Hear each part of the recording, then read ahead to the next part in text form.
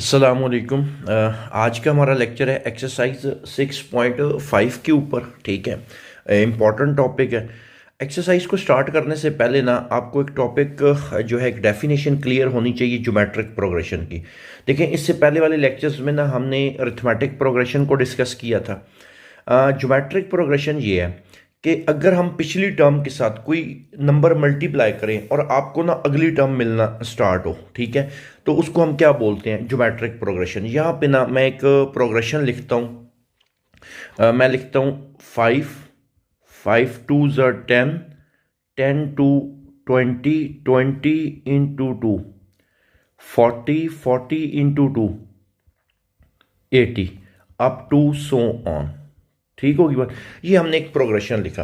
अब देखें, 5 के साथ इस सीक्वेंस की, ये इस प्रोग्रेशन की जो पहली टर्म है ना वो 5 है। ठीक है, मैं 5 के साथ 2 मल्टीप्लाई करता हूँ तो 10 मिलता है, 10 के साथ 2 मल्टीप्लाई करता हूँ तो 20, 20 के साथ 2 मल्टीप्लाई करते हैं तो 40। तो हमारे पास एक ना सीक्वेंस आना शुरू हो गया। तो ऐसा सीक्वेंस जिसमें पिछली टर्म के साथ अगर हम कोई नंबर मल्टीप्लाई करें और आपको अगली टर्म मिलना स्टार्ट हो तो उसको हम क्या बोलते हैं, ज्योमेट्रिक प्रोग्रेशन या ज्योमेट्रिक सीक्वेंस। ठीक है, अरिथमेटिक प्रोग्रेशन में होता था कॉमन डिफरेंस। ज्योमेट्रिक प्रोग्रेशन में एक टर्म इस्तेमाल होगी जिसको बोलते हैं कॉमन रेशो। अब कॉमन रेशो कैसे निकलेगी? लेट्स सपोज मैं, ये हमारे पास एक सीक्वेंस है ये वाला, इसकी सेकंड टर्म क्या है 10। तो मैं अगर 10 डिवाइडेड बाय प्रीवियस टर्म करूं, प्रीवियस टर्म कितनी है 5, तो इस प्रोग्रेशन में हमारे पास जो कॉमन रेशो निकल रही है ना वो क्या है, 2 है। ठीक होगी बात। तो याद रखना है, जैसे अरिथमेटिक में आप कॉमन डिफरेंस निकालते थे, ज्योमेट्रिक में आप क्या निकालोगे, कॉमन रेशो निकालोगे। और कॉमन रेशो कैसे निकलेगी, सेकंड टर्म डिवाइडेड बाय उससे जो पिछली टर्म होगी, प्रीवियस टर्म होगी। आप कोई सी भी दो टर्म्स उठा के देख सकते हो ज्योमेट्रिक में। ये दो अगर लेट्स सपोज मैं टर्म्स उठाता हूँ तो सेकंड टर्म क्या बनती है इन दोनों में, 80। 80 डिवाइडेड बाय 40 करें, प्रीवियस टर्म 40 है 80 से, 80 डिवाइडेड बाय 2, आपके 80 डिवाइड बाय 40 रिजल्ट आपके पास क्या आएगा, 2। क्लियर होगी बात। तो ये आपके पास ज्योमेट्रिक का ना जर्नल फार्मूला है, a N over A N minus 1। A N next term है तो इससे प्रीवियस टर्म क्या होगी आपके पास, ए एन माइनस 1। क्लियर। आइए इसका ड्राइव करते हैं जो जर्नल फार्मूला है। तो अभी आपको डेफिनेशन में मैंने पढ़ाया कि पिछली टर्म, प्रीवियस टर्म के साथ अगर हम आर मल्टीप्लाई करें तो हमें नेक्स्ट टर्म मिलती है। अब देखें, लेट्स सपोज हमारे पास पहली टर्म है a1। अगली टर्म कैसे आएगी, अगली टर्म पिछली टर्म के साथ आर मल्टीप्लाई करने से। तो ये देखिए, मैंने a1 प्रीवियस टर्म थी, इसके साथ आर मल्टीप्लाई किया तो सेकंड टर्म आ गई। अब थर्ड टर्म कैसे निकालेंगे, प्रीवियस टर्म क्या थी, a1 इंटू आर, इसके साथ ये हमने क्या किया, आर मल्टीप्लाई किया तो हमारे पास ए आर स्क्वेयर बन गई। अब a4 अगर हम निकालना चाहें तो प्रीवियस टर्म अब हमारे पास क्या थी, ए आर का स्क्वेयर। ए आर स्क्वेयर के साथ मैंने आर मल्टीप्लाई किया, क्या बन गया, ए आर का क्यूब। अब आपने ना एक बात पे गौर करना है, एक पैटर्न हमें मिल रहा है। देखें, अगर a2 है तो a1 आर की पावर 1 है, a3 है तो AR2 है, A4 है तो AR3। इसका क्या मतलब है, यहां पे जितनी वैल्यू लिखी होगी आर की पावर में कम होके आ रही है, ऐसा ही है। देखिए ना, A2 है तो AR की पावर 1, A3 है AR की पावर 2, A4 है तो AR की पावर 3 आपके पास आ रही है, ऐसा ही है। तो अगर AN निकालना हो, मतलब N है तो N में से कम कर लो तो AR n माइनस 1। तो ये आपके पास ज्योमेट्रिक का जो है ना जर्नल फार्मूला हमारे पास आ गया। क्लियर होगी बात। ए आर एन माइनस 1, आप ए भी कह सकते हो, A1 भी कह सकते हो, खैर इस पर डिस्कशन हम पहले ही कर चुके हैं। क्लियर होगी बात। तो चलिए स्टार्ट करते हैं एक्सरसाइज 6.5। कहते हैं find the six term of the geometric progression. हमारे पास एक ज्योमेट्रिक प्रोग्रेशन गिवन है, उसकी आपने ना सिक्स टर्म फाइंड करनी है। एक काम करते हैं, पहले अब हम फार्मूला लिखते हैं कि हमें इसमें ना क्या क्या चाहिए, हमारी डायरेक्शन क्या होनी चाहिए। देखिए, आपने कौन सी टर्म निकालनी है, A6, 6 टर्म निकालनी है। तो A6 के लिए आपके पास फार्मूला क्या होता है, AR5, ये हम अभी डिस्कस करके आए हैं। अब इसके लिए ना दो एलिमेंट्स आपको चाहिए, एक आपको ए चाहिए और एक आपको क्या चाहिए, आर चाहिए, ऐसा ही है।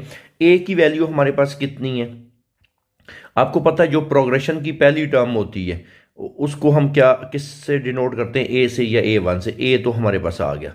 आर कैसे निकलेगा, जो कॉमन रेशियो है, कॉमन रेशो कैसे निकलती है? Second term divided by first term. Clear? Second term क्या है इस प्रोग्रेशन में? -3 divided by -6।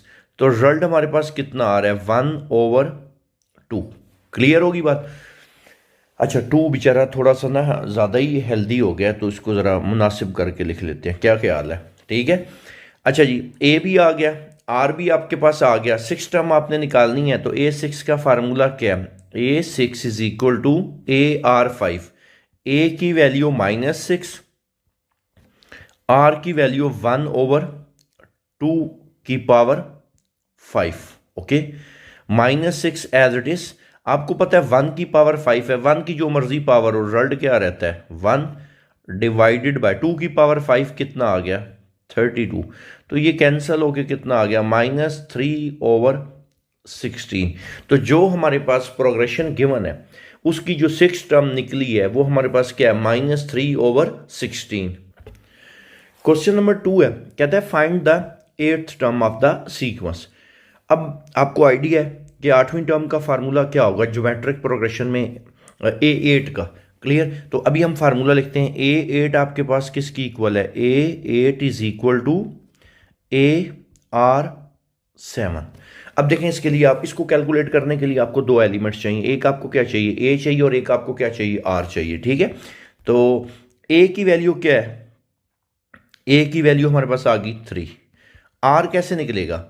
R is equal to second term. Second term कितना है? 3 का square divided by first term कितनी है? 3। तो 3 का स्क्वायर 9, 9 डिवाइडेड बाय 3। आपके पास R की वैल्यू कितनी आ गई है? 3। ओके हो गया। अब हमने A8 को कैलकुलेट करना है। A8 equal to AR7। A की वैल्यू 3, R की वैल्यू 3 की पावर 7। इसको हम कैलकुलेटर से क्या कर लेते हैं? कैलकुलेट कर लेते हैं। ठीक है, 3 की पावर 7 हम लिखते हैं, 3 की पावर 7 और मल्टीप्लाई बाय 3। तो रिजल्ट आपके पास आ रहा है 65661।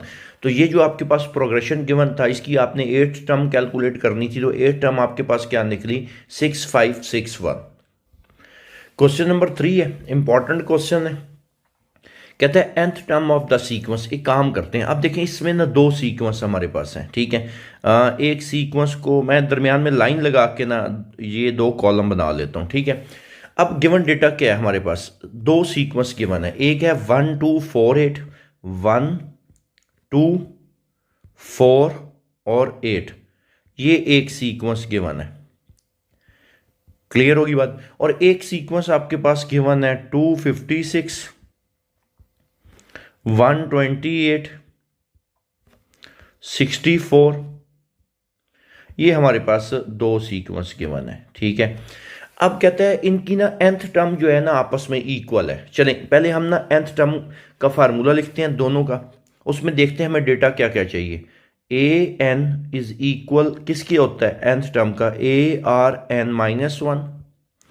और इस सेम इसी तरह an is equal to ARn-1 है। क्लियर? अब जरा सवाल पे गौर करना है। कहता है दोनों की nth टर्म आपस में क्या है? इक्वल। अब इसमें ना हमने a और r की वैल्यू स्विच करनी है और दोनों की nth टर्म को ना आपस में क्या कर लेना है? इक्वल रख लेना है। उससे हम क्या कर लेंगे? n की वैल्यू निकाल देंगे। ठीक है, अच्छा a की वैल्यू इस सीक्वेंस में आपके पास a की वैल्यू है 1 पहली टर्म। r कैसे निकलेगा आप खुद बता सकते हो। अब आपको पता है r कैसे निकलता है? Second term divided by first term. Second term कितनी है आपके पास? 2। फर्स्ट टर्म कितनी है? 1। r की वैल्यू इस केस में आपके पास 2 आ गई। ओके, अब इस पे और n की वैल्यू आपने nth टर्म हम निकालनी है, तो n की वैल्यू तो n ही रहेगी। ओके हो गया। अब इस सीक्वेंस पे चलते हैं। a की वैल्यू कितनी आ गई? 256। r कैसे निकलेगा? r is equal to second term 128 divided by 256। तो इसको अगर हम डिवाइड करें तो ये r निकलता है 1/2 और n की वैल्यू क्या रहेगी आपके पास? n ही रहेगी। ठीक है, अब इसमें हम क्या करते हैं? वैल्यूज को पुट करते हैं। an is equal to an equal AR n minus one. A की वैल्यू आपके पास 1 है, इंटू आर की वैल्यू कितनी है आपके पास 2, एन माइनस वन। तो हमारे पास ए एन की वैल्यू इस प्रोग्रेशन के लिए क्या निकली, 2 की पावर एन माइनस वन। ठीक है, अब इस केस पे चलते हैं। A n is equal to a r n minus one. A की वैल्यू कितनी है, 256 है, और 1/2 है आर, और एन माइनस वन। क्लियर। इसको थोड़ा और सिंप्लीफाई करते हैं तो इस केस में आपके पास 256। अब एक काम करते हैं, अगर 256 को हम 2 की पावर में लिखें, 2 की पावर अगर लिखें 8, तो इसका मतलब है तो क्योंकि यहाँ नीचे भी इसमें भी क्या आ रहा है, 2 आ रहा है, तो इसको मैं क्या लिख सकता हूँ, 2 की पावर 8। 256 की जगह क्या आ गया, 2 की पावर 8। 1 की जो मर्जी पावर, और रिजल्ट क्या आएगा, 1 डिवाइडेड बाय 2 की पावर n माइनस 1। क्लियर। अब 2 की पावर 8 और डिवाइडेड बाय 2 की पावर n माइनस 1, दोनों की बेस सेम है, पावर्स को क्या कर लेंगे, सब्ट्रैक्ट। तो 2 की पावर 8 माइनस n और ये प्लस 1, तो ये रिजल्ट कुछ हमारे पास यूं बच जाएगा, 2 की पावर 8 प्लस 1, 9 माइनस n। अब दोनों प्रोग्रेशन की ना आपने nth टर्म निकाल दी, तो कंडीशन के मुताबिक उसने क्या कहा था कि दोनों की nth टर्म आपस में बराबर है। ठीक है, तो ये इसकी nth टर्म आपके पास 2 की पावर n माइनस वन है, इसकी जो nth टर्म है आपके पास 2 की पावर n माइनस वन है, दोनों इक्वल हैं। तो अब दोनों को इक्वल रख के इक्वेट करते हैं, 2 की पावर n माइनस वन और 2 की पावर 9 माइनस n। अब देखिए दोनों साइडों पे दोनों की बेस क्या है, सेम है। अगर बेस सेम है तो दोनों को इक्वेट किया जा सकता है एक्सपोनेंट्स को। तो n माइनस वन को हम लिख सकते हैं 9 माइनस n के बराबर। ये माइनस हो रहा है, इधर आके क्या हो जाएगा, प्लस। तो n प्लस n कितना हो गया, 2n, और 9 प्लस 1 कितना आ गया, 10। तो n की वैल्यू आपके पास कितनी निकली, 5। तो इस सवाल में आपने क्या करना था, n की ही वैल्यू कैलकुलेट करनी थी। क्वेश्चन नंबर 4 है, उसका पहला पार्ट है, कहते हैं find the first 5 terms of the sequence. आपने पहली 5 टर्म्स निकालनी है। तो A1 तो गिवन है, A2 निकालना है, A3, A4 और A5। ठीक है, तो A2 अब जरा गौर करें, A2 कैसे निकलेगा। सबसे पहले तो आपको पता होना चाहिए A2 का फार्मूला क्या है। A2 का फार्मूला होता है A2 is equal to AR1। ऐसे ही है, ये हम ड्राइव कर चुके हैं। आपको जनरल टर्म जब पढ़ाई थी तो उसमें ही हम डिस्कस कर चुके हैं। इसमें A की वैल्यू कितनी है, 243, और R की वैल्यू 1/3 की पावर 1 है। ठीक है, तो 243 को हम डिवाइड करते हैं, 243 डिवाइडेड बाय क्या है, 3, तो 81। सेकेंड टर्म हमारे पास जो गिवन डेटा है प्रोग्रेशन की, जो सेकेंड टर्म है वो कितनी निकल आई, 81। ठीक है, A3 का क्या फार्मूला होगा, AR2। A की वैल्यू हमारे पास कितनी है, 243। ओके, और R की वैल्यू 1/3, और इसकी पावर कितनी आ जाएगी, 2। ओके, अब 1/3 का स्क्वायर, तो ये कुछ यूं बनेगा, 243 डिवाइडेड बाय, आपको पता है 1 का स्क्वायर 1, 3 का स्क्वायर कितना आ गया, 9। तो इसको हम लिख लेते हैं 243 डिवाइडेड बाय 9 है, तो ये रिजल्ट हमारे पास कितना आ रहा है, 27। तो इस प्रोग्रेशन की हमारे पास तीसरी टर्म क्या निकल आई, 27। अब चौथी टर्म निकालते हैं, A4 का क्या फार्मूला बनेगा, AR3। A की वैल्यू कितनी है, 243 मल्टीप्लाई बाय 1/3 की पावर 3। तो ये कुछ रिजल्ट यूं आ जाएगा, 243 3 की पावर 3, 27। तो आपके पास रिजल्ट जो निकला है ना, 243 डिवाइडेड बाय 27, तो रिजल्ट आपके पास कितना आ रहा है, 9। ये हमारे पास प्रोग्रेशन की ना चौथी टर्म निकल आई। ठीक है, आइए चलते हैं इसकी फिफ्थ टर्म को कैलकुलेट करते हैं। तो फिफ्थ टर्म A5 का क्या फार्मूला होगा, AR की पावर 4। A की वैल्यू 243 इंटू 1/3 की पावर 4। तो 1 ये 243 और 1 की पावर 4 आपके पास 1 ही आ जाएगा और 3 की पावर 4 81, 3 की पावर 4 रिजल्ट आपके पास 81 आता है। क्लियर। और 243 डिवाइडेड बाय 81 रिजल्ट आपके पास क्या आ गया 3। तो ये था हमारे पास इसका पहला पार्ट जिसमें आपने फर्स्ट 5 टर्म्स निकालनी थी। ठीक है, आइए चलते हैं इसके सेकंड पार्ट की तरफ। सेकंड पार्ट भी सेम उसी तरह है। आपके पास जो गिवन डेटा है ना, A1 आपके पास गिवन है और आपको R गिवन है। ठीक है, तो A2 से स्टार्ट करेंगे क्योंकि फर्स्ट 5 टर्म्स निकालनी है जिसमें ना A1 आपके पास पहले ही पड़ा हुआ है। ठीक है, A2 का क्या फार्मूला बनेगा, A2 is equal to AR1। Clear. A की वैल्यू कितनी है 579 और -1/2। क्लियर। अब ये डिवाइड तो जाहिर सी बात है नहीं होंगे, 579 डिवाइडेड बाय 2 तो ये एज इट इज़ ही रहेगा। ठीक है, तो आपने इसको ऐसे ही लिख लेना है, बजाय इसके कि आप इसको डेसिमल में लिखो -579 डिवाइडेड बाय 2। क्लियर होगी बात। ये हमारे पास सेकंड टर्म निकल आई। Third term A3 is equal to AR2। A की वैल्यू कितनी है 579 और R की वैल्यू -1/2 है, 1/2 का स्क्वायर। तो ये रिजल्ट आपके पास आ जाएगा, ये पॉजिटिव रहेगा, क्यों भला, -1 का स्क्वायर पॉजिटिव आ जाएगा, तो ये रिजल्ट आ जाएगा 579 डिवाइडेड बाय 4। ये हमारे पास तीसरी टर्म निकल आई। फोर्थ टर्म का क्या फार्मूला बनेगा, A4 is equal to AR3। A की वैल्यू कितनी है 579 इनटू R की वैल्यू कितनी है -1/2 की पावर 3।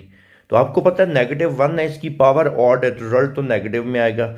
-579/2 की पावर 3 8। क्लियर होगी बात यहां तक। अब हम चलते हैं A5 की तरफ। ठीक है, तो A5 इज इक्वल टू क्या फार्मूला है, AR की पावर 4। A की वैल्यू 579 इनटू R की वैल्यू हमारे पास कितनी है -1/2 की पावर 4। तो ये आ जाएगा -1 की पावर इवन है, मतलब -1 की पावर 4 है, तो रिजल्ट तो पॉजिटिव आ जाएगा। 579 डिवाइडेड बाय 2 की पावर 4 16। क्लियर। आइए चलते हैं नेक्स्ट क्वेश्चन की तरफ। क्वेश्चन नंबर 5 है, इंपॉर्टेंट क्वेश्चन है। कहता है फाइंड द 12th टर्म।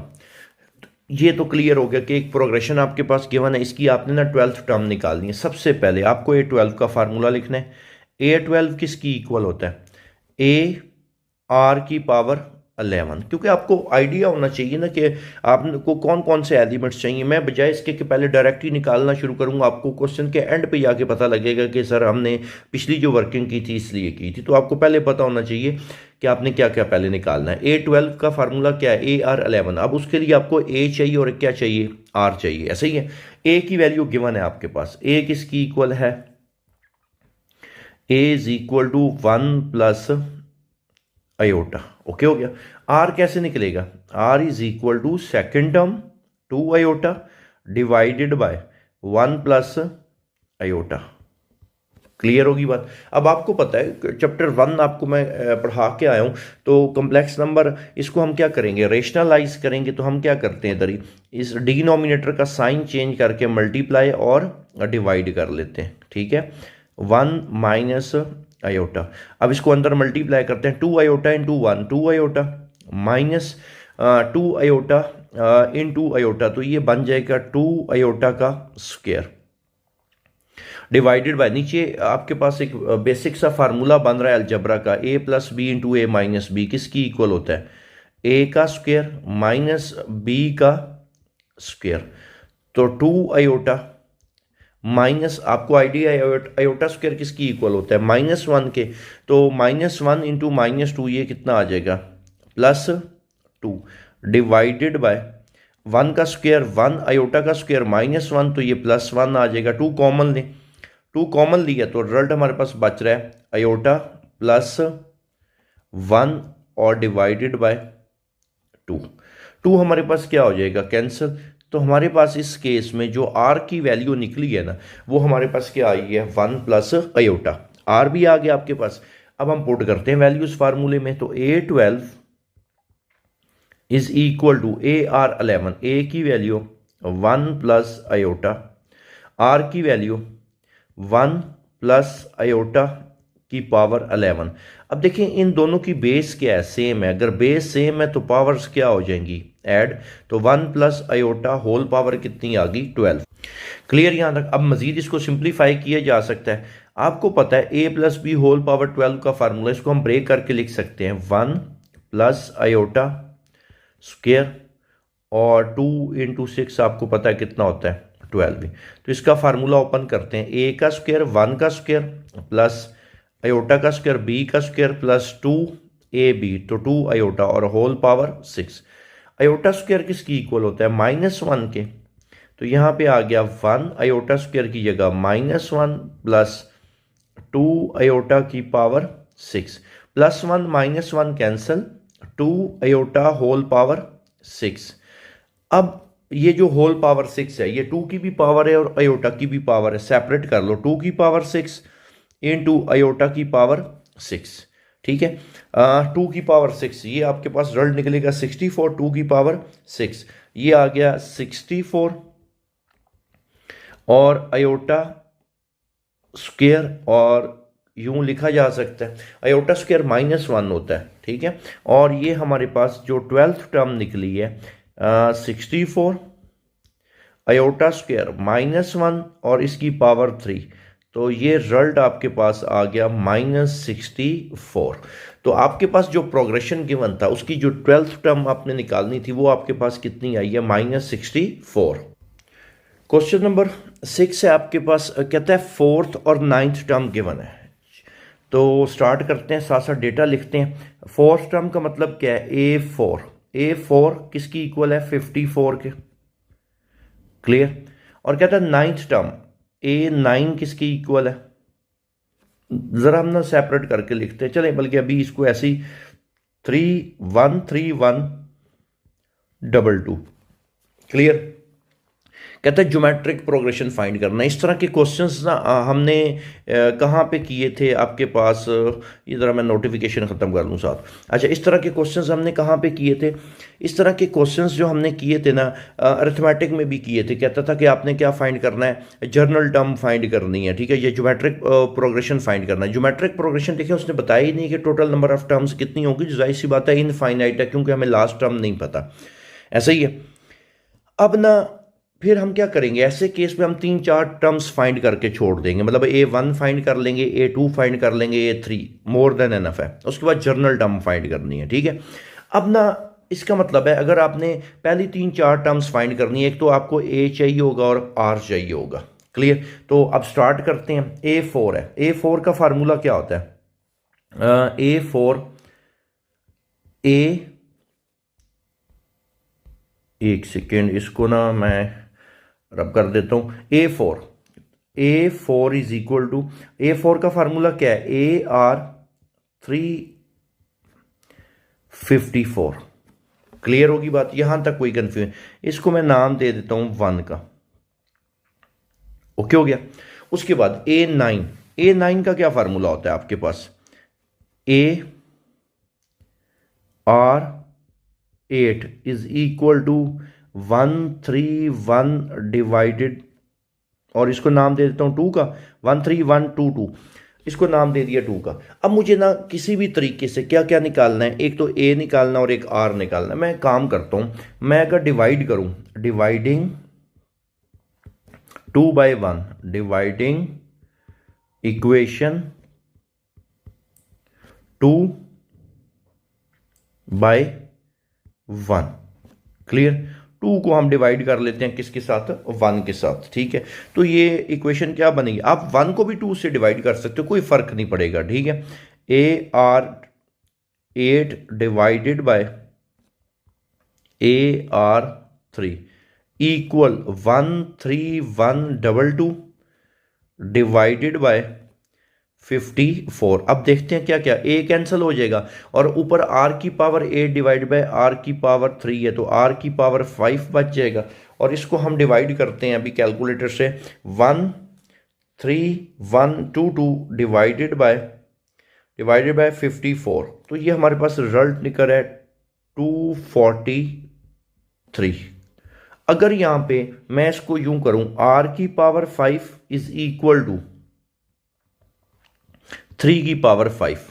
अब जरा गौर करें, दोनों 3 की पावर 5 चेक करें, बेशक आपके पास कितना निकलेगा 243। तो अगर दोनों की पावर सेम है तो बेस को इक्वेट कर सकते हैं, तो r की वैल्यू हमारे पास आ गई 3। अब अगर मैं इसको 1 में पुट कर लूं, पुट इन 1, इक्वेशन 1 में पुट करते हैं, ठीक है। और इक्वेशन 1 क्या थी, A R cube is equal to 54।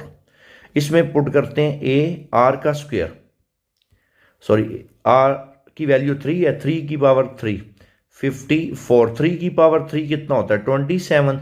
तो इधर आके 54 डिवाइडेड बाय 27, तो ये रिजल्ट आपके पास कितना निकल आया 2। अब आपने करना क्या था, दो तीन चीज़ें कैलकुलेट करनी है। एक तो आपको क्या चाहिए था, ए चाहिए था और एक आर चाहिए था, वो दोनों आपने कैलकुलेट कर लिया। अब इसको हम ज़रा इस कॉलम एक बना लेते हैं इसमें, क्लियर, ये कॉलम बना लिया। अब ना हमने फाइंड क्या करना है, एक तो जर्नल टर्म फाइंड करनी है, ओके, ए एन फाइंड करना है, कहता है ज्योमेट्रिक प्रोग्रेशन फाइंड करना है। तो आपको पता है ज्योमेट्रिक प्रोग्रेशन की पहली टर्म क्या होती है, A1, या जिसको आप ए कहते हैं, तो वो तो हमने कैलकुलेट कर लिया, वो हमारे पास कितना निकला 2, ओके, ये आ गया 2। सेकंड टर्म क्या होती है A2, और A2 का फार्मूला क्या होता है AR1। A की वैल्यू 2 है, R की वैल्यू 3 है, तो 3 2s are 6। एक और टर्म फाइंड कर लेते हैं AR3, सॉरी AR2 बन जाएगा इसका फार्मूला। A की वैल्यू 2 है, R की वैल्यू 3 का square, 9 9 2s are 18। A4 is equal to AR3, A की वैल्यू 2, R की वैल्यू 3 की पावर 3, 3 की पावर 3 कितना होता है 27, और ये कितना आ गया 54, ओके हो गया। तो हमारे पास प्रोग्रेशन क्या आ चुका है, ये देखिए प्रोग्रेशन हमारे पास बन गया 2 6 18 और ये 54 up to so on, clear यहां तक। तो ये हमने क्या फाइंड कर लिया, ज्योमेट्रिक प्रोग्रेशन तो फाइंड कर लिया, ठीक है। अब हमने फाइंड क्या करनी थी, जर्नल टर्म, ऐसा ही है। तो जर्नल टर्म का क्या फार्मूला है, a n is equal to ARn-1, okay. इसका मतलब क्या है, ए और आर तो आपके पास आ चुका है, एन की वैल्यू क्या रहेगी, एन एन ही रहेगा, क्योंकि जर्नल टर्म में आपके पास एन की वैल्यू एन ही रहती है। तो इसमें पुट करते हैं values, a n is equal to a आपके पास 2, ओके, आर की वैल्यू कितनी है 3, ओके, और n-1, क्लियर। इसको मजीद हम सिंप्लीफाई नहीं कर सकते, तो हमारे पास जर्नल टर्म क्या आ गई 2 × 3 होल पावर n-1, क्लियर। तो ये था हमारा ये वाला क्वेश्चन, इंपॉर्टेंट क्वेश्चन था, उम्मीद है आपको अच्छे से क्लियर हो गया होगा। चलिए नेक्स्ट क्वेश्चन की तरफ। 11 क्वेश्चन है, बहुत इंपॉर्टेंट क्वेश्चन है शॉर्ट के लिए, ठीक है। कहता है 1/a 1/b और 1/c, कहता है ये ज्योमेट्रिक प्रोग्रेशन है, ठीक है। तो स्टार्ट करते हैं इसको, 1/a 1/b 1/b 1/c, ये हमारे पास क्या है आर इन ज्योमेट्रिक प्रोग्रेशन, ठीक है। आपने शो क्या करना है कि कॉमन रेशो आर की वैल्यू क्या आनी चाहिए, plus minus square root A/c, A/c आना चाहिए। अच्छा, इसको समझने के लिए ना मैं यहाँ पे एक ज्योमेट्रिक प्रोग्रेशन लिखता हूँ ज़रा, ठीक है। देखिए 2 2s are 4 4 2s are 8 up to so on, ये एक ज्योमेट्रिक प्रोग्रेशन। ज़रा कॉमन रेशो निकालो, ये देखो second term divide by first term करो, फिर भी रिजल्ट सेम निकलता है, ऐसा ही है, क्लियर। अगर मैं इन दोनों की कॉमन रेशो निकालूं, 8 डिवाइडेड बाय उससे प्रीवियस टर्म, तो 8 डिवाइडेड बाय 4, कॉमन रेशो फिर भी क्या निकलती है, सेम निकलती है, ठीक है। अब ज़रा गौर कीजिएगा, मैं पहली दो टर्म्स की ना कॉमन रेशो निकालता हूँ पहले, ठीक है। R is equal to second term, मतलब 1/b divided by 1/c, clear. तो ये रिजल्ट आपके पास क्या आ जाएगा 1/b डिवाइडेड बाय 1/c, तो ये बन जाएगा हमारे पास C/b। इसको मैं नाम दे देता हूँ 1 का, ठीक है।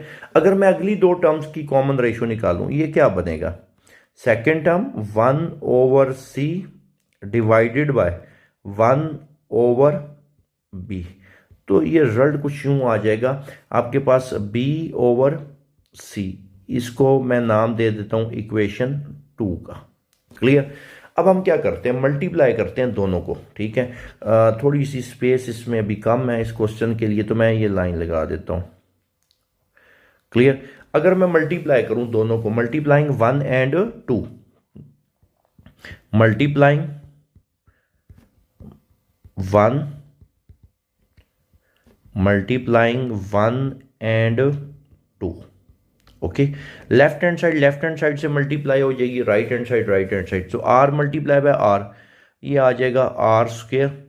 और next c/b multiply by b/c। Clear. अच्छा, मल्टीप्लाई क्यों किया है, देखिए हमें आर चाहिए क्योंकि आर की वैल्यू क्या आनी चाहिए, plus minus square root a/c आनी चाहिए। ठीक है, तो अगर मैं मल्टीप्लाई नहीं करता तो फर्स्ट करो मैं डिवाइड करता हूं, तो आर डिवाइडेड बाय आर हो जाएगा, आर तो खत्म हो जाएगा। अगर मैं इनको ऐड करता हूं तो आर प्लस आर 2r आ जाएगा। फिर जब मैं स्क्वायर रूट लूंगा तो आर के ऊपर भी स्क्वायर रूट आ जाएगा। सब्ट्रैक्ट करूं तो आर वैसे 0 हो जाएगा। ठीक है, तो हमारे पास फिर एक ही ऑप्शन थी, हमने क्या किया, मल्टीप्लाई कर लिया। कैंसिल क्या हो रहा है, ये यहां पे थोड़ी सी एक मिस्टेक है।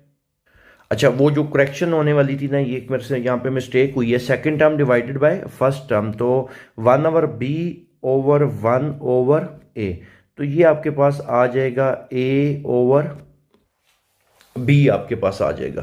क्लियर होगी बात।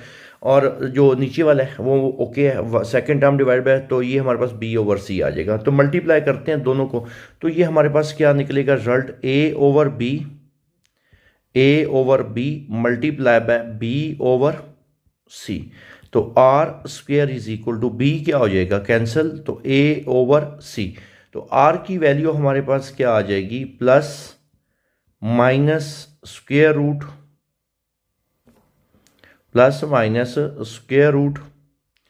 a/c।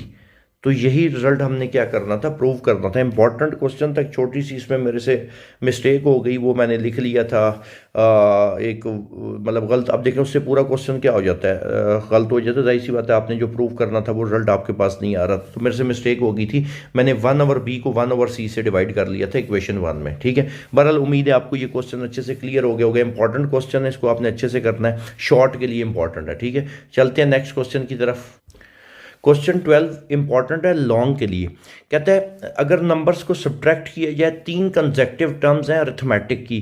तो लास्ट जो एक्सरसाइज हमने की थी उसमें ना मैंने आपको बता दिया था कि अगर 3 टर्म्स हों अरिथमेटिक की, 4 टर्म्स हों, तो हम कैसे लेट करते थे। तो अब ये 3 टर्म्स की बात कर रहा है, तो वो टर्म्स क्या क्या बनेगी, लेट द टर्म्स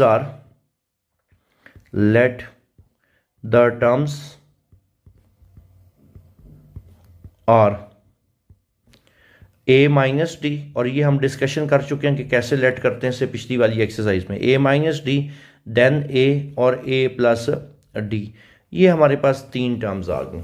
ठीक है, let the terms are a-d, a और a+d। कहते हैं 1, 4, 3 को सब्ट्रैक्ट करना है अरिथमेटिक की इन 3 टर्म्स में से, तो कहता है जो रिजल्ट बनेगा ना वो ज्योमेट्रिक बनेगा। ठीक होगी एक कंडीशन। अगली कंडीशन क्या है, कहता है ओरिजिनल नंबर्स फाइंड करने हैं, आपने यही टर्म्स फाइंड करनी है, और इन टर्म्स का सम कितना गिवन है, 21 है। अब देखें ये टर्म्स लेट करने का फायदा क्या हुआ, a-d, a और a+d, इन तीनों का सम गिवन है, और सम किसकी इक्वल गिवन है, 21 के। क्लियर। कैंसिल क्या हो रहा है, -d+d कैंसिल, जो रिमेनिंग रिजल्ट हमारे पास बच गया a+a+a, 3a is equal to 21। This implies that a is equal to 7। Clear. अब देखिए क्योंकि आपने वो ओरिजिनल नंबर्स फाइंड करने हैं, तो ओरिजिनल नंबर्स को फाइंड करने के लिए आपकी रिक्वायरमेंट है कि आपको a और d चाहिए। तो ये 3 टर्म्स a-d, a और a+d लेट करने का फायदा ये होगा कि a आपके पास डायरेक्ट निकल आएगा। ओके हो गया। अब ना अगली कंडीशन क्या है, क्योंकि अभी भी d अननोन है, d को हमने फाइंड करना है। ये लॉन्ग क्वेश्चन के लिए इंपॉर्टेंट है, इसको अच्छे से क्लियर करना। सेम एग्जैक्ट इससे अगला क्वेश्चन सेम इसी तरह ही है, लेकिन उसमें सिर्फ आपने प्लस कर देने। बहरहाल कहता है अगर 1, 4 और 3 को सब्ट्रैक्ट करें हम इन टर्म्स में से, तो रिजल्ट अरिथमेटिक से किस में चला जाएगा, ज्योमेट्रिक में चला जाएगा। अरिथमेटिक से किस में चला जाएगा, ज्योमेट्रिक में। अब मैं सब्ट्रैक्ट करता हूं, a minus d minus 1, a minus 4, clear, a minus 4 और a प्लस डी माइनस 3। कहता है सब्ट्रैक्ट करने के बाद, ये पहले अरिथमेटिक में थी तो किस में चली जाएंगी, ज्योमेट्रिक में। ओके हो गया।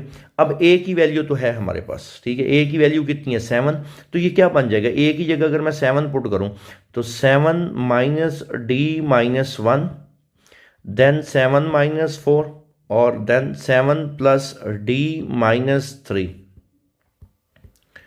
ये किस में आ गया, ज्योमेट्रिक में।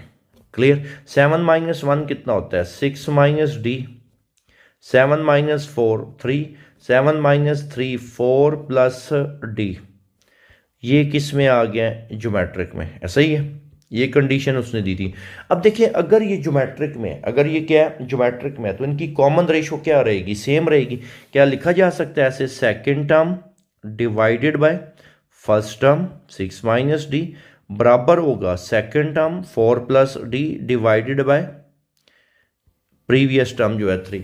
तो आपको ये कॉन्सेप्ट क्लियर है कि अगर कोई भी प्रोग्रेशन ज्योमेट्रिक में हो तो उनकी कॉमन रेशो सेम रहती है, ठीक है। तो ये ज्योमेट्रिक प्रोग्रेशन तो बन गया था सब्ट्रैक्ट करने के बाद, तो जाहिर सी बात है second term divide by first term बराबर होगी second term divided by first term, ठीक है। अब इसको क्रॉस मल्टीप्लाई करते हैं, 3 3 जार कितना हो गया 9, देन 6 माइनस डी मल्टीप्लाई होगा 4 प्लस डी के साथ। तो इसको मल्टीप्लाई करते हैं तो ये हमारे पास आ जाएगा 6 4 jar 24 plus 6 D minus 4 D और माइनस डी का स्क्वायर। हम इनको एक साइड पे कर लेते हैं, ये इधर आके प्लस डी का स्क्वायर, 6 डी माइनस 4 डी आपके पास आ जाएगा 2 डी और 9 माइनस 24 तो ये माइनस 15। अब आपको आइडिया है ये कौन सी इक्वेशन है, क्वाड्रेटिक इक्वेशन है, ऐसे ही है ना। क्वाड्रेटिक तो इसके फैक्टर्स डी की जो वैल्यू निकलती है 5 और 3 बनते हैं, तो डी का square plus 5d minus 3d minus 15 equal to 0। D common, then ये क्या आ जाएगा d प्लस 5 माइनस 3 कॉमन और d प्लस 5 और d plus 5 into d minus 3 equal to 0। This implies that इसमें से d की एक वैल्यू क्या आ जाएगी आपके पास, एक d की वैल्यू निकल आएगी -5 और एक d की वैल्यू कितनी निकल आई 3। अब उसने कहा था कि आपने ओरिजिनल नंबर्स फाइंड करने हैं, तो हमारे पास दो केसेस बनेंगे। पहला case when a is equal to, a आपके पास किसकी इक्वल था, चलते हैं देख लेते हैं। a आपने 7 निकाला था, a की वैल्यू 7, जब a 7 हो और d क्या हो -5। दूसरा case when a is equal to 7 और d इज इक्वल टू क्या हो आपके पास 3। तो आपने वो नंबर्स फाइंड करने, तो वो नंबर्स क्या क्या थे। पहला नंबर क्या था a माइनस डी, a की वैल्यू 7 माइनस d की वैल्यू -5, 7 प्लस 5 12। नेक्स्ट नंबर क्या था a की वैल्यू कितनी है 7, then a plus d, a की वैल्यू 7 प्लस d की वैल्यू -5, 7 माइनस 5 2। क्लियर होगी बात। दूसरा केस हम उसमें नंबर्स फाइंड करते हैं। पहला नंबर था a माइनस डी, a की वैल्यू 7 माइनस d की वैल्यू 3, 7 माइनस 3 4, देन a की value 7, next a plus d, तो 7 प्लस 3। क्लियर। तो अब बेशक इनका सम करके देख लें तो आपके पास रिजल्ट कितना आ रहा होगा 21, क्योंकि क्वेश्चन में ना गिवन था कि तीन उन नंबर्स का सम किसकी इक्वल आ रहा है 21 के। तो उम्मीद है आपको ये क्वेश्चन बहुत अच्छे से क्लियर हो गया होगा। इससे जो नेक्स्ट क्वेश्चन है सेम इसी पैटर्न पे, यहाँ पे आपने सब्ट्रैक्ट करके ज्योमेट्रिक में लेके गए थे उसमें आपने ऐड कर पैटर्न पे है। क्वेश्चन 13 कहता है 3 नंबर्स हैं, तो वो अरिथमेटिक में वो 3 नंबर हमने लेट कर लिए a माइनस डी, a और a प्लस डी, ठीक है। और ये अरिथमेटिक में है। अब कहते हैं इन नंबर का सम 6 के बराबर है। चलें ये वाला नंबर तो फाइंड कर लेते हैं ना, एक तो वैल्यू आपके पास आ जाएगी।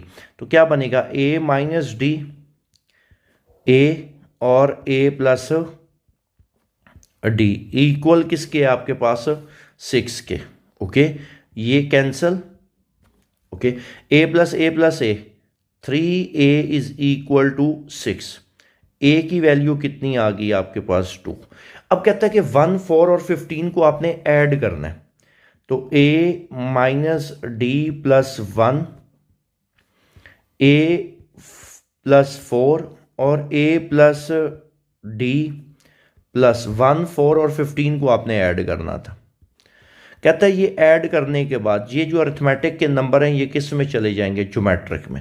a की वैल्यू कितनी है 2, तो 2 प्लस 1 ये कितना आ जाएगा, a की वैल्यू अगर मैं पुट करूंगा 2 तो 2 प्लस 1, चलें एक स्टेप और ऐड कर देते हैं आसानी के लिए, 2 प्लस 4 और ये 2 plus D plus 15 up to so on, और कहता है ये ज्योमेट्रिक में। ठीक है, 2 प्लस 1 कितना आता है 3 माइनस डी, 2 प्लस 4 6 और 15 प्लस 2 17 प्लस डी, ये किस में है, ज्योमेट्रिक में। अब आपको पता अगर ये ज्योमेट्रिक प्रोग्रेशन है तो क्या लिख सकते हैं हम कि कॉमन रेशियो इनकी सेम रहेगी। इसको यूं लिखा जा सकता है second term divided by first term 3 minus D बराबर होगा 17 प्लस डी डिवाइडेड बाय 6 के। तो ये कितना आ रहा है 36 is equal to 17 plus D into 3 minus D.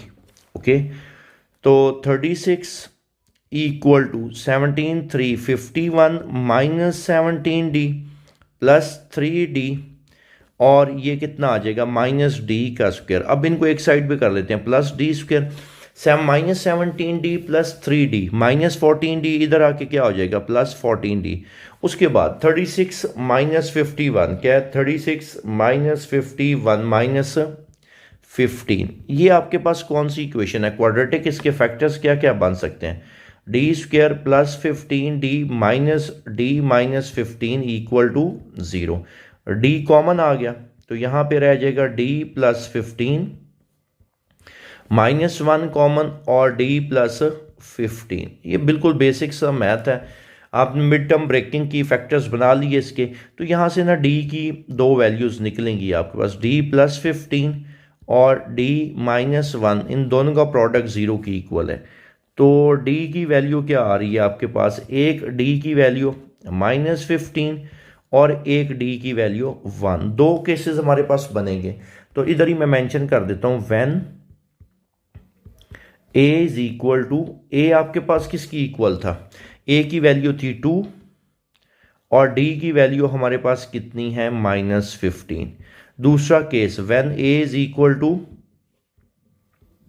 2 है और d इज इक्वल टू क्या है, d है आपके पास 1। क्लियर। अब हम क्या करते हैं, वो नंबर्स लिखते हैं। पहला नंबर हमारे पास क्या था a माइनस डी, नेक्स्ट हमारे पास a और नेक्स्ट हमारे पास था a प्लस डी। a की वैल्यू कितनी है 2 माइनस डी की वैल्यू माइनस 15, तो ये कितना आ रहा है 17।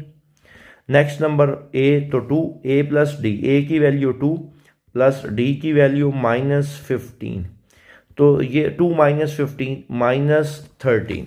आप बेशक इनको सम करके देख लो तो इन तीनों नंबर का सम आपके पास 6 ही आएगा। Clear. Next a minus D, a और a plus D, a minus D, a की वैल्यू आपके पास कितनी है 2 माइनस डी की value 1, a 2, a plus D 2 plus 1 3। अब इनको भी आप बेशक सम करके देखो तो आपके पास जो रिजल्ट निकल रहा है ना वो आपके पास कितना निकल रहा है 6 ही आ रहा है। क्लियर, यहां तक कोई कंफ्यूजन। आइए चलते हैं नेक्स्ट क्वेश्चन की तरफ। ठीक है, क्वेश्चन नंबर 15 है, इंपॉर्टेंट क्वेश्चन है शॉर्ट के लिए। कहता है आपके पास a 2a plus 2 3a plus 3, कहता है ये ज्योमेट्रिक में है। क्लियर, ज्योमेट्रिक प्रोग्रेशन है और कहता है कि आपने क्या फाइंड करनी है, इसकी फिफ्थ टर्म फाइंड करनी है। अब देखिए पहले तो हम एक काम करते हैं, फिफ्थ टर्म का फार्मूला क्या होता है a5 is equal to a r की पावर 4।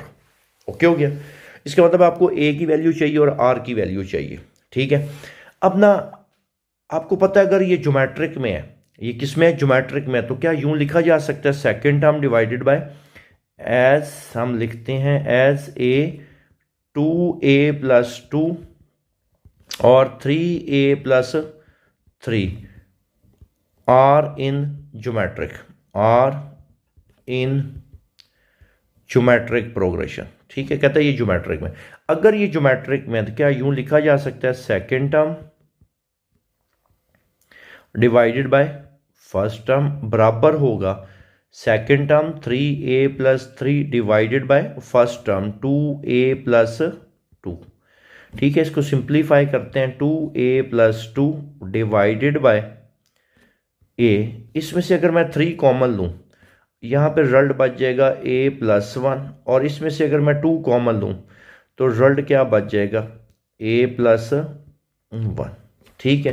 कैंसिल क्या हो जाएगा, a प्लस 1 क्या हो जाएगा, a प्लस 1 कैंसिल हो गया, ठीक है। अब बाकी क्रॉस मल्टीप्लाई करते हैं तो ये क्या बन जाएगा, 2 2 jar 4a, 4a plus 2 2 jar 4, और 3 इंटू a 3a, तो 4a minus 3a equal to -4, तो a की वैल्यू हमारे पास कितनी निकल आई, -4। अब सिर्फ एक वैल्यू इसमें रह गई है r कैसे निकलेगा, r आपको पता है second term divided by r is equal to second term divided by first term. Second term कितनी है इस प्रोग्रेशन में, 2a plus 2, 2a plus 2 divided by first term. First term आपके पास कितनी है, a है। अब इसमें a की वैल्यू हम पुट कर लेते हैं, हमारे पास r आ जाएगा 2 -4 प्लस 2 डिवाइडेड बाय -4, तो -8 प्लस 2 -6 ओवर -4, तो रिजल्ट आपके पास कितना आ गया, 3/2, r भी हमारे पास आ गया, ठीक है।